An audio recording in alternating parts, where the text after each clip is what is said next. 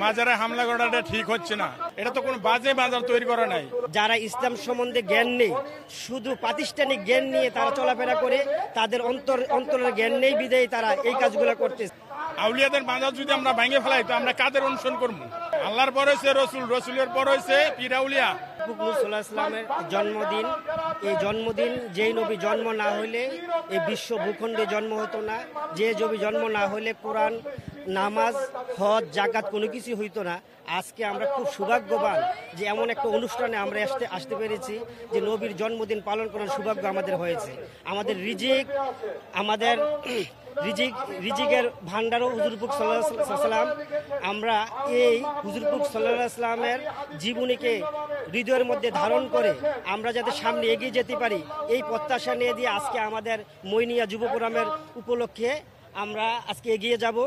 আমরা যাতে এই তৌফিক দান করে আল্লাহর কাছে, এটাই আমরা আশা করি। সারা বাংলাদেশে মাজারে হামলা হচ্ছে, এটা আমরা তীব্র নিন্দা জানাই।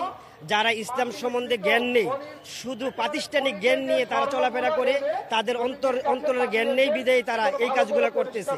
তাদের মধ্যে জাহিলিয়াতের একটা অবস্থান আছে বিধায় তারা এই কাজটা করতে পারছে। যারা অরিজিনালি মুসলিম, যাদের মধ্যে মুসলমানিত্ব আছে, যাদের মধ্যে ইমানি দায়িত্ব আছে, যাদের মধ্যে ভ্রাতৃত্ববোধ আছে, যাদের মধ্যে দেশের প্রেম আছে, তারা এই কাজটা কখনোই করতে পারে না। আজকে হচ্ছে ফজিলত মিলাদে নবী।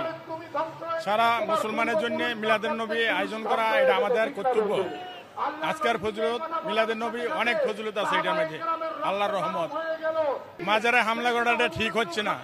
কে রে মাজার আল্লাহ ফেরেশতা আউলিয়ারা এই দেশে আসছে, 360 জন আউলিয়া এই দেশে আসছে।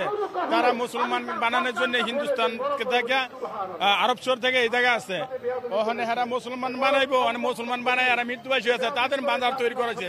এটা তো কোনো বাজে মাজার তৈরি করা নাই, মুসলমানের মাজার তৈরি করেছে। যারা আমাদের কাফের মুসলমান বানাইছে তাদের জন্য এই মাজার হয়েছে। এটা তো কোনো বাজে মাজার না, এটা ভাঙ্গা তো ঠিক হইল না।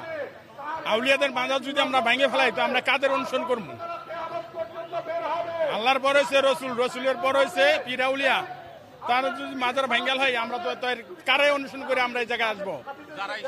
যারা ইসলাম প্রতিষ্ঠান করছে বাংলাদেশে, সারা বাংলাদেশে, তারা যদি এভাবে অত্যাচারিত হয় তা আমাদের থাকায় না থাকে সমান।